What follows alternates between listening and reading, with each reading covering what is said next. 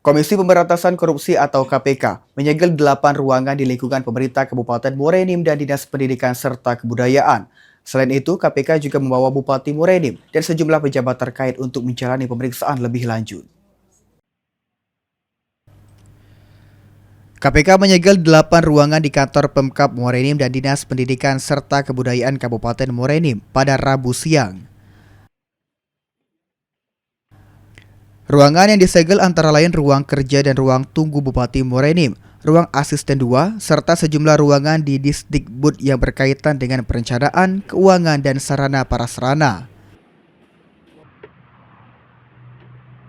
Usai penyegelan, KPK membawa Bupati Muara Enim Edison, asisten 2 Rusdi Hairullah, sekretaris Disdikbud Abi Nurwardadi, serta sejumlah pihak swasta yang diduga terkait perkara yang sedang diusut.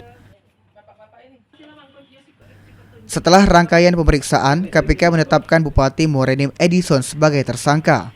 Mardiansyah, PEL TV.